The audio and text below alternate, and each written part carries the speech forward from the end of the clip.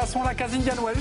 Le premier Master 1000 de la saison lancé donc en Californie. Nous sommes actuellement au 3e tour et les cadors sont tous entrés en lice. La première tendance va nous être livrée par Irma Mélin, la cousine roumaine de Benoît Mélin, qui va gagner Indian Wells. Bonsoir Irma. Oh, salut mes aveugles. Oh, ça me fait plaisir de vous revoir, ça me fait plaisir de vous revoir. Ça faisait longtemps que vous n'étiez pas venu consulter Mamie Irma. Hein, Mamie Irma, celle qui voit tout. Le présent, bon, ça c'est facile. Le passé, le futur, le subjonctif, je vois tout, oui. Oui, je suis capable, comme ça d'un coup de boule, de faire revivre le passé pour vous faire découvrir Manu Amoros. Mais si, c'est lui. Si, c'est lui. Hein? La preuve que c'est le fils caché de Didier Roustan. Le même cheveu gras, la même chemise de psychopathe. Sans rire, une chemise comme ça, t'es forcément de la même famille. Sinon, t'es à l'asile. Oui, je peux lire dans l'avenir. Rassure-toi, Karine. Tu pourras continuer à mettre ton petit décolleté transparent.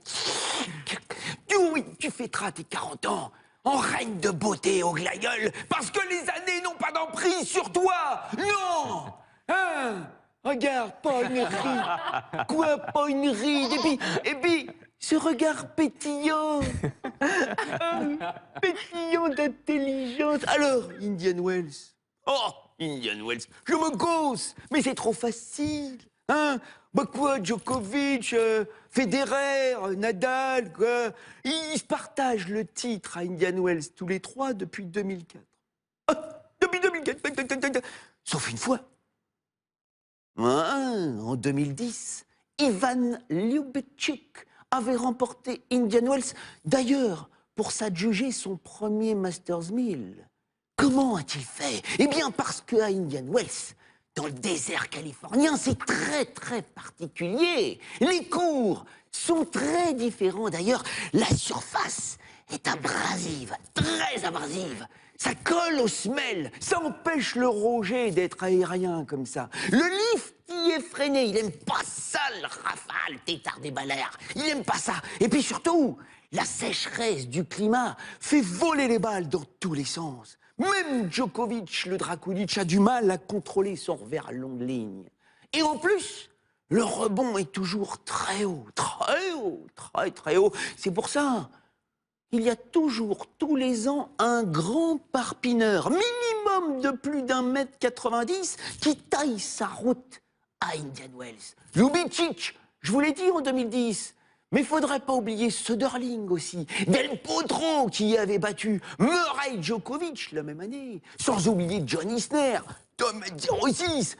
Même Karlovic avait été à 2 points de battre Nadal au dernier 3e set dans le tie-break. Sans parler de Kevin Anderson, celui qui va gagner cette année. Non. Tenez-vous bien.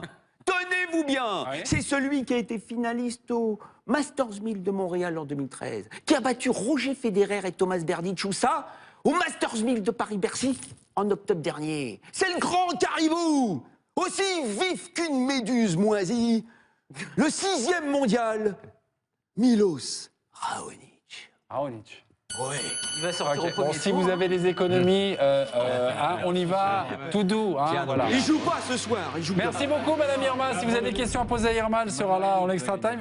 Milos Raonic, vous mettez un billet sur sa Non, je victoire ne mets Indian pas de billet sur Milos Raonic. Non. Absolument pas. Non, les classiques. Sur l'adversaire de Djokovic, Raonic. Federer et Nadal. Ok. Actuellement.